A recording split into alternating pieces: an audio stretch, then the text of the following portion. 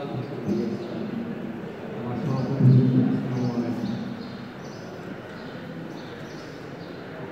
আজকে আসলে আমি মনের কথাগুলো বলতে পেঁচাই যাতে জড়াই যাবে, কারণ আজকে যে প্রোগ্রামটা মূলত হচ্ছে যে আমাদের একজন প্রিয় ব্যক্তি অত্যন্ত আমরা এখানে শিক্ষক এবং প্রিয় ছাত্রছাত্রী ভাইরা কেউই আর নিতে পারছি না, কিন্তু হয়তো আমাদের থাকবে না। আমি এখানে 6 তারিখে করেছি, তার সম্পর্কে আগে শুধু মানুষের মুখে শুনেছি, সহকর্মীদের মুখে শুনেছি এবং জেনেছি, কিন্তু এখানে আসার পরে স্যারের সান্নিধ্যে কয়েকটা দিন থেকে স্যারের সংস্পর্শ থেকে আসলে সেই বাস্তবতাটা আমি দেখলাম। সত্যিকারে আমার চাকরির বয়স 26 পেরিয়ে 27 বছর চলছে। সত্যিকারে একজন মানুষের মানবীয় যে গুণাবলী থাকা দরকার, কোনোটি আমি স্যারের মধ্যে শুনতে পাই না। আমি মনে হয় এই যশোর ইটিসি ছাত্রছাত্রী এবং সহকর্মীদের ভালোবাসা আমি পাবো না মনে হচ্ছে, কারণ ভালোবাসার যে জায়গা কিন্তু এগুলো পুরোটাই আমাদের স্নাত সেদিক থেকে আমি পারবো না। স্যার ধ্যানে জ্ঞানী, মেরিট, তার এডুকেশন, তার দক্ষতা, তার অভিজ্ঞতা, তার ইনস্ট্যান্ট ডিসিশন, পারিবারিক যে শিক্ষা, এত বড় আমি হতে পারি আর পারবো না। এখন অনেক সচেতনতামূলক পোস্ট থাকে যে সুখে থাকার, ভালো থাকার একটা উপায় হচ্ছে কারো কাছে কোনো কিছু আশা করবো না।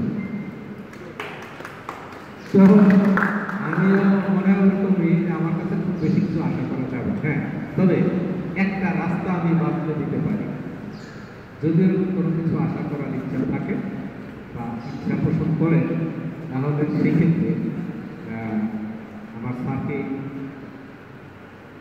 আপনাদের সেই আশাগুলো ব্যক্ত করবেন। এবং কারণ স্যার কিন্তু চলে যাবেন, আমি স্যারকে বলছি যে স্যার আপনি যদি এটা মনে করেন যশোর থেকে কাছে চলে গেছেন এইটি শেষ, এইটা স্যার কখনো মনে করবেন না। এই চেয়ারটা আপনার, আমি কিছুদিনের জন্য এদের একটু পাহারাদার হিসেবে থাকলাম, এই কৃষি আপনার নির্দেশনা চলবেন এবং আপনাকে আইডল মনে করে আমি এই প্রতিষ্ঠান চালাতে চাই।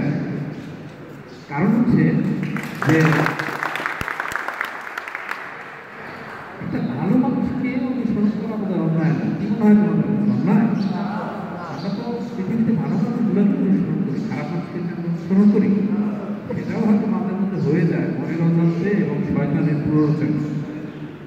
কিন্তু আমরা সবসময় ভালো দিকটা, ভালো সাইডটা পছন্দ করি, এটাই হচ্ছে আমাদের বিষয়।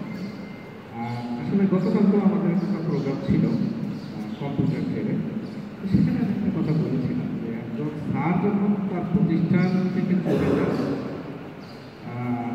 এবং তার জন্য যখন তার সহকর্মীরা, তার ছাত্রছাত্রীরা চোখের পানি ফেলে, এর চাইতে আনন্দমূল পরিবেশ বোঝার পৃথিবীতে নাই। আজকে অনেকেই যে আমার সামনে উপবিষ্ট বুলবুল, ও চোখের পানি ধরে রাখতে পারে নাই, অনেকেই গোপনে ফেলছে, কালকে অনেক শিক্ষক কান্না করে দিচ্ছে। এটা কিন্তু খুবই মানে আমাদের সমাজে এখন এটা পাওয়া যায় না, অন্যভাবে নেওয়ার সুযোগ নাই। আমি যে প্রতিষ্ঠান থেকে আসছি, আমি নাম বলবো না, এটা বলাটা ঠিকও না, স্কুলের নামও বলবো না, প্রতিষ্ঠানের নাম বলবো না, সেখানে সেই প্রিন্সিপাল তার যদিও এটা আমার গাড়িই যাচ্ছে, স্যারের গাড়িই যাচ্ছে, এখন প্রিন্সিপালের নামে বদনাম করা মানে আমার নিজের না, একটু আজকে আমি নিজের নামে বদনাম করি যে ওর প্রিন্সিপাল স্যার 3 মাস অফিসে ঢুকতে পারেন না, সেখানেও তিনি কাজ করেন। তো সেই দিক থেকে সত্যিকারের যে আসলে আমরা যারা টিচার, স্টাফ, আমরা যারা এখানে প্রশিক্ষণ নিচ্ছি, সত্যি আমরা এই 4টি বছর অনেক ভালো ছিলাম এবং আমাদের সৌভাগ্য যে আমরা আমি আসলে যশোরে আসাতে যেটা আমার ভালো লাগছে, এখানের মানুষগুলি অনেক ভালো। বিশেষ করে আমার যারা স্যাররা আছে, আমার যারা স্টাফরা আছে, আমি খুবই হ্যাপি এদেরকে নিয়ে। যে আমার একটা বিশ্বাস তৈরি হয়েছে যে স্যারের নির্দেশনায় আমি হয়তো স্যারের মতো পারবো না, আগেই বলছি, তবে তার কাছাকাছি হয়তো একটা পর্যায়ে আমি যাওয়ার চেষ্টা করবো।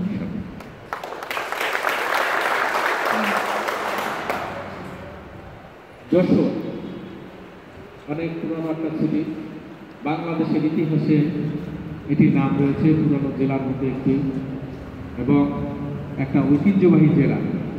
কিছু কিছু জেলা আছে, আমি নাম বলবো না, ওই জেলাগুলি মানে গালি, ডোন্ট টেক ইট আদার। এই সমস্ত মানুষের জেলার নাম বললে মানুষ গালি মনে করে, অমুক জেলার বাড়ি আছে কি না।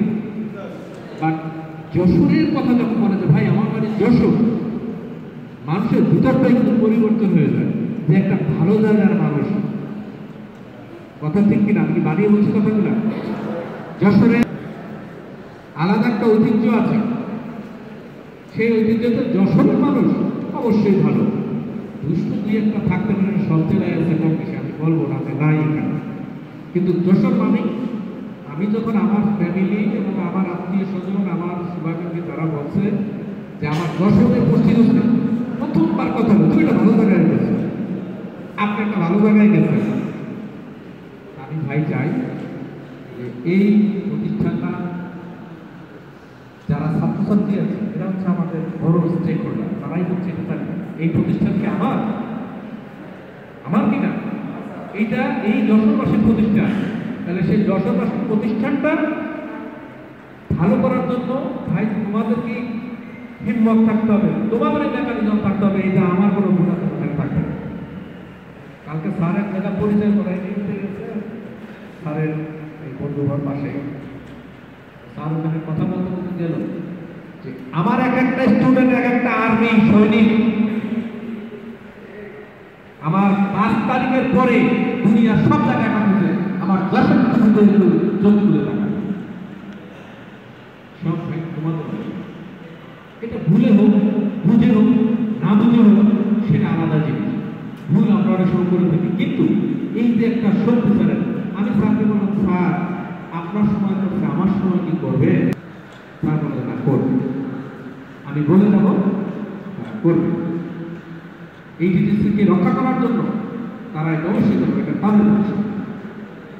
আমার একটা কথা হলো যে দাবি দেওয়া থাকবে আমাদের, যৌক্তিক দাবি যদি হয়, যে দাবিগুলি যৌক্তিক, যেটি যশোরবাসীর জন্য প্রয়োজন।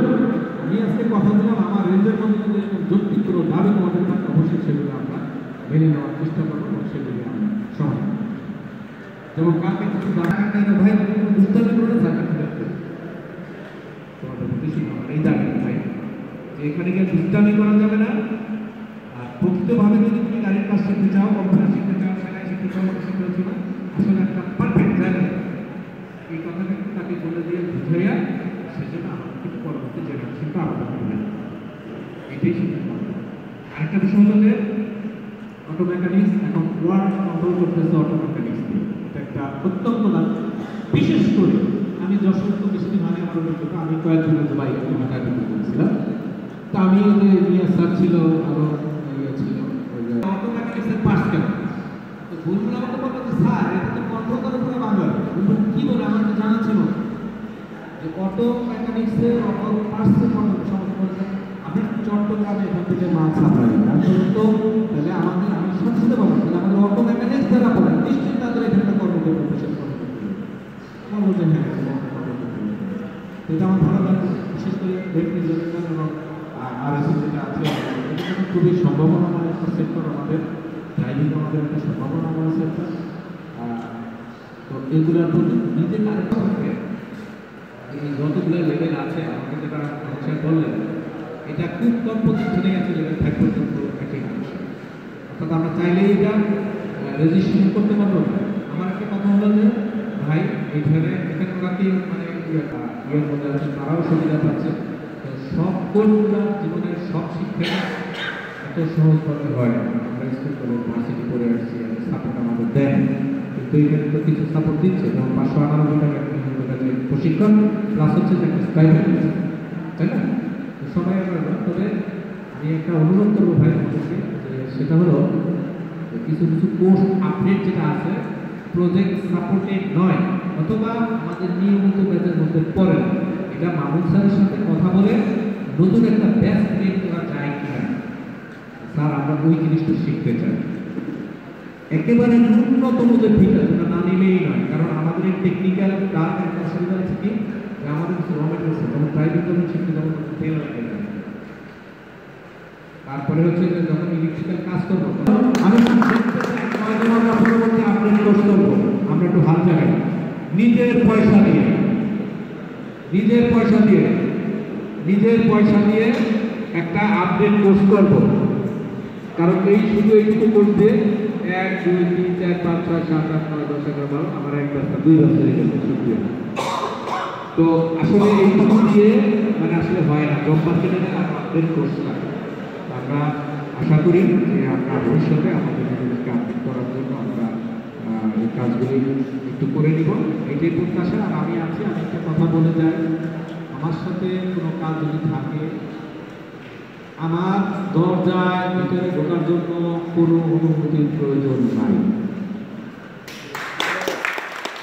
যখন একটা প্রয়োজন, আমরা যদি প্রথমে আসতে হবে স্যারদের কাছে, স্যাররা যদি এটা মিট করতে পারে ওয়েল অ্যান্ড গুড, যদি না পারে, যদি কারো মনে হয় না স্যারকে একটা সালাম দিয়ে এসে আমার প্রবলেমটা বলে আসে, একদম ওপেন, একদম খোলা, কোনো সমস্যা নাই। ফোন নাম্বার দিয়ে দেবো, ফোনের মধ্যে যোগাযোগ করার সময় না, হোয়াটসঅ্যাপ আছে, প্রবলেমটা ওখানে দিলে হবে না। এমন যদি সাজেশনমূলক কথাবার্তা, স্যার আমাদের এখানে এইটা হলে ভালো, আমার রেঞ্জের মধ্যে যদি থাকে আমি এটা দিয়ে দেবো। এখানে যারা আসছে কম শিক্ষিত, আধা শিক্ষিত, মধ্যম শিক্ষিত, মাস্টার্স পাস তোমাদের মধ্যে আছে আমি জানি, তোমরা কিন্তু এই প্রতিষ্ঠানের আমি দুইটা চাকরি দেবো, আমার সফলতাটা বাইরে যায়। তুমি যত কোটি টাকার মালিক হও, আমাকে 1 টাকাও দিবে না, কিন্তু পৃথিবীতে এমন একটা সম্পর্ক আছে যে শিক্ষক যায় বিয়ের সাথে তার ছাত্রটা প্রতিষ্ঠান, বাবা মা যায় তার সন্তান প্রতিষ্ঠান, তার একটা লাভ আছে, বুড়া বয়সে আমি খেতে পারবো না, টাকা থাকবে না, পয়সা থাকবে না, আমার সন্তান আমাকে চালাবে, এখানেও স্বার্থ থাকবে। মা দোয়া করে ছেলের জন্য যে আমার ছেলেটা যেন বড় ম্যাজিস্ট্রেট হয়, বড় মেরাজ সার্ভিস হয়, আমি বিচার কারণ সেখানেও একটা স্বার্থ আছে। বিলিভিং তোমাদের দিকে আমাদের কোনো স্বার্থ নাই, একটাই স্বার্থ, রাস্তা দিয়ে ওখানে যাবো, ওই যে যশোর মনিহার সিনেমা আমার সঙ্গে দেখা হবে, আর এটা বলা হয় মনিহার সিনেমা হিসাব বলে বাংলাদেশের বিখ্যাত একটা সিনেমা, ওখানে যাবো, দেখা হবে, স্যার আমি দেখেন এই 11 বছর এতগুলা গাড়ি একটা সেটা এটাই আমার সফলতা, আমার অন্য কিছু চাই না, এই গল্পটাই আমি আমার মানুষের পরে পেয়েছি। সবাই আমরা সকলে কাজে করি, সবাইকে ধন্যবাদ দিয়ে কথা না বলি, কথার মধ্যে যদি ভুলে যায় ক্ষমা করে দেবো। পরবর্তী সবাইকে উচ্চশিক্ষায় পৌঁছাতে আমি দোয়া করছি সবার জন্য, একটা যে আশা নিয়ে আমরা এখানে এসেছি সেটা তখন এই দোয়া সংক্ষিপ্ত